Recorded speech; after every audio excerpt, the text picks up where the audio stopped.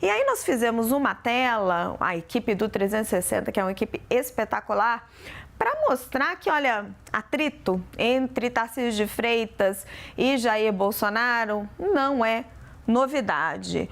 Vamos trazer aqui alguns deles.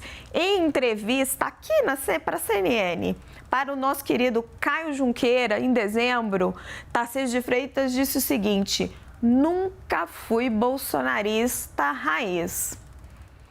Os bolsonaristas, obviamente, não gostaram.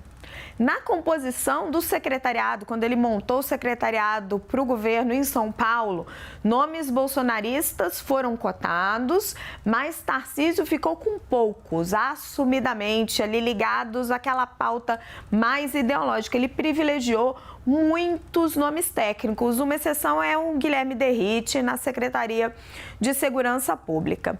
Em fevereiro deste ano, quando teve o desastre das chuvas no litoral norte de São Paulo, Tarcísio apareceu ao lado do presidente Lula, trabalhou ao lado do petista pela reconstrução da região, foi muito elogiado ali por ter essa dignidade no cargo, né? Essa cooperação entre governo federal e governo estadual.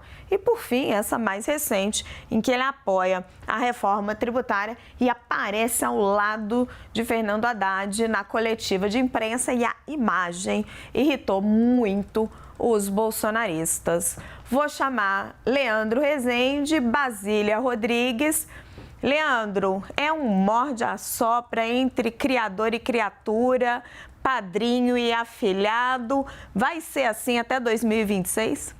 Já vimos esse filme quando o Bolsonaro e o ex-governador de São Paulo, João Dória, trocaram muitas farpas durante a Covid-19, né? O Dória foi eleito na esteira do voto para o Bolsonaro, teve o Bolsodória nas eleições de 2018 no segundo turno, né? Quando o Dória venceu o Márcio França, e essa foi uma relação importante até meados ali de 2019, 2020, quando vem a Covid, Bolsonaro com uma postura anti-governadores e o Dória com uma outra postura bem diferente, né? E aí você tem esse racha entre os dois. O que a gente pode estar vendo é o começo, né, de um desgaste na relação entre o Bolsonaro e o Tarcísio. É diferente o caso, né, porque o Tarcísio foi ministro do Bolsonaro. O Tarcísio existe como uma figura política com capilaridade suficiente para vencer a eleição no principal estado do país, graças ao ex-presidente da República. O Dória não. O Dória era prefeito antes do Bolsonaro ser presidente da República. Mas de fato, a gente tem aí, você mostrou agora, Raquel, um compêndio de situações em que os dois estiveram em lados opostos e falas do governador de São Paulo que não agradaram ao ex-presidente da República, né? Então, a conferir como é que essa coisa vai se desenrolar. E aí, como que o Bolsonaro também vai se portar, né? Porque ele não tem mais a caneta BIC que ele tanto defendeu, né? Ele não tem mais a caneta na mão, não é mais presidente. O Tarcísio governa o maior estado do país, então ele também tem autonomia para se movimentar com mais tranquilidade pelo tabuleiro político, né? Vamos ver como é que o governador de São Paulo, que também é uma figura, né, que vem para o debate nacional agora na questão da reforma tributária e já enfrenta aí o Bolsonaro em lados opostos. Vamos ver como é que a coisa vai se encaminhar aqui para frente nos outros debates nacionais que o país terá. Bolsonaro vai continuar tentando ser um líder da oposição sem conseguir unidade nem no PL. O Tarcísio vai continuar tentando influenciar no jogo político a partir do seu lugar absolutamente privilegiado de governador de São Paulo, tempo ao tempo, né? Para a gente ver como é que essa coisa vai se desenrolar daqui para frente. E como é que vai ser essa reunião que está acontecendo agora, né? Se vai ter foto um do lado do outro, se vão falar. Basília, o pessoal da Quest, ali do cientista político Felipe Nunes, eles fizeram um levantamento para nós aqui do 360. Vou pedir a Bianca para espelhar, para você poder analisar, que é o percentual de menções positivas e negativas relacionadas à reforma tributária dos principais personagens políticos aí envolvidos. Olha só, menções nas redes, né? Haddad, de longe, quem saiu melhor aí na foto. 78% de menções positivas, 22% de menções negativas.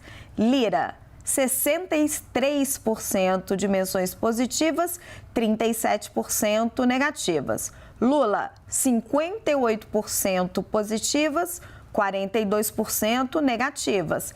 Tarcísio, 49% positivas, 51% negativas. O governador de São Paulo praticamente aí empatou. E Bolsonaro, 29% positivas e 71% negativas. Basília.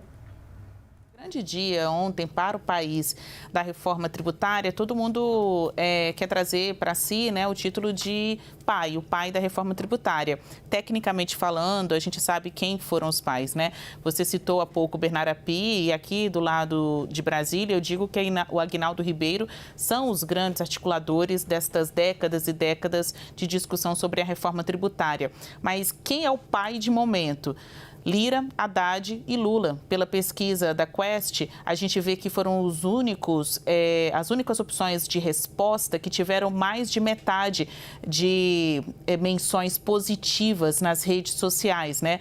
Mais da metade, portanto, a maioria dos respondentes disseram que estão bem, né? Pelo menos os comentários feitos foram positivos em relação a Haddad, Lira e Lula. Mas quando o assunto é Tarcísio e Bolsonaro, estranhamente, para a bolha bolsonarista, eles estão nesse ranking, né, entre os menos citados, né, os que tiveram menos interações positivas, né, dentre esses 5 ilustres políticos que a gente aí tratou na tela pela pesquisa da Genial Quest. Quais são os movimentos que a reforma tributária mostra para nós? Tarcísio de Freitas não tem comprometimento com o bolsonarismo.